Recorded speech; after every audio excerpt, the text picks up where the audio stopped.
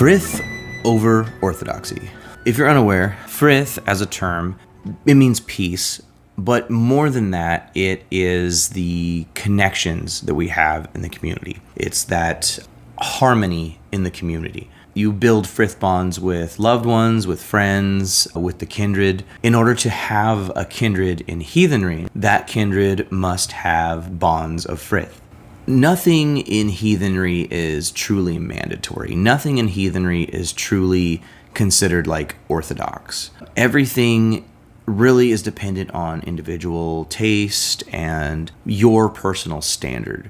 You're the one that says whether you're heathen or not. So before I get into the meat and potatoes of this topic, basically what I'm saying is it's important to have frith bonds, and it is more important to have frith bonds than it is to go through the motions and the traditions. The thing that brought this to mind was a short clip that Jackson Crawford showed on his Twitter about his sobriety. October 9th, 2022, and I am 7 years sober. It's nothing special about me, so I just want you to know that if I can do it, you can do it. Life is better sober. So in that clip, it's awesome that he's been able to be sober for this long. It brought to mind a mistake that a kindred of mine, one of the several that I've been part of throughout my years as a heathen, made regarding alcoholism. We had somebody that had a problem, and rather than asking them about it and addressing it, we kept drinking at our functions, and it did not help this individual in any way. That being said, you need to examine the reasons you're doing things, right? So it's more important to have that frith bond to support the people around you than it is to simply go through these motions because this is what's always been done and this is the tradition, and we have to reconstruct all of the traditions and go through the motions like some kind of religious robot.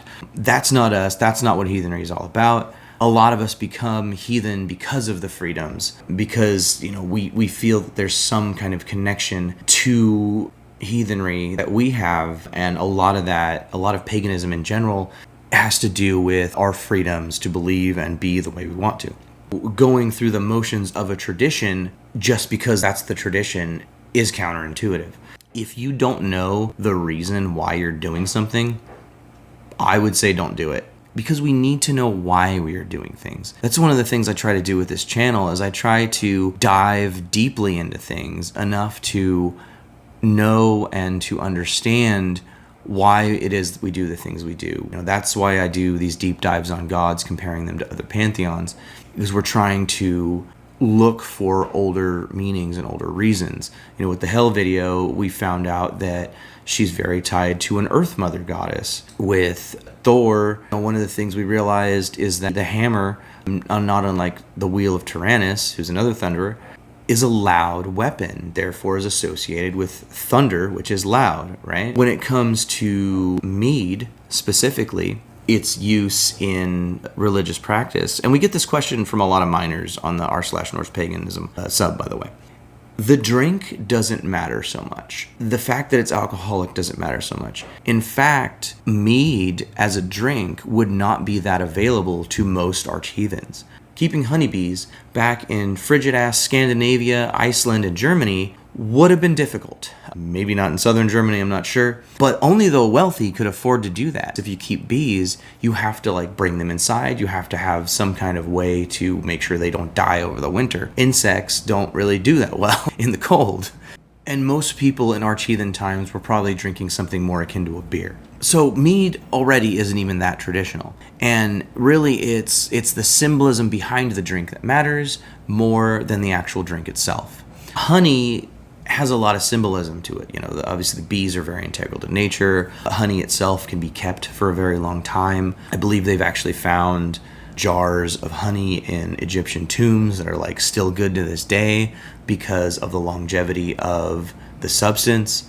Bees use it to feed their young. It's an amazing substance, and cultivating bees and all that is great. It's because of that symbolism that mead becomes more important. You can drink anything. When I was in Iraq and I did bloat and stumble out there, we used Mountain Dew. It's a dry country. There's no booze in that entire country. And I was told that we could use milk as a substitute, but the other person that I was doing the ritual with was lactose intolerant. So we didn't use milk. We used what we had available, and we literally took water bottles, because there were water bottles everywhere, cut the tops off, drew runes on them, and did the ritual with Mountain Dew. Because at the time, Mountain Dew was kind of a special drink to me and the people that I knew back home, and there's a whole symbolism there because of a personal symbolism. You can drink something that has apples in it that's non-alcoholic, or alcoholic should you choose, because apples are associated with Idun, the goddess of rejuvenation who makes sure the gods stay healthy and young. There's a lot of UPG that says that Freya is associated with strawberries. A strawberry-based drink would be perfect if you're doing a bloat and stumble for Freya. Think about the symbolism behind the things you're doing. What is the reason for doing this step of this ritual? A lot of more magically inclined pagans and Wiccans will do certain things that they heard maybe on the internet or whatever, because, oh, you got to do this during this time, and here's do all these steps, and then here's the result. It's not like baking a cake. It doesn't work that way. Everything spiritual is symbolic. Everything in the realm of the esoteric is symbolic. I kind of look down on ceremonial magicians because they go through all these motions.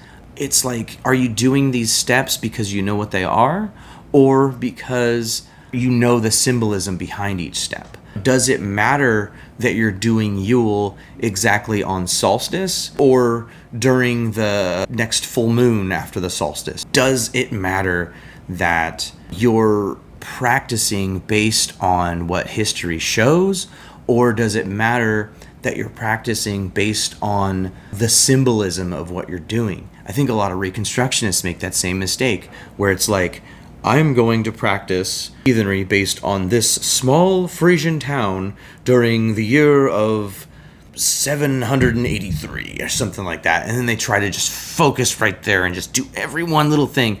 And that can be great for finding information, but at the same time, it doesn't get to the point of doing things with a purpose, with a reason. There should be a reason and a purpose behind everything you do. That doesn't matter if it's religious or not, to be honest. There should be a reason and a purpose behind all of the motions that you make in life. I'm constantly trying to think of like, oh, I'm doing this right now. Is there a reason that I'm doing this? And if I can, because obviously sometimes it's hard to break habits, I try to do things with a purpose. It doesn't always work out. I'm human like everybody else. That's what the doctors tell me. Stupid joke. If you're not doing something knowing why you're doing something, why are you doing it? With all that, if you disagree, agree, comment, know why you're doing what you're doing, be better tomorrow than you were yesterday. We are the sum of our actions. Skull.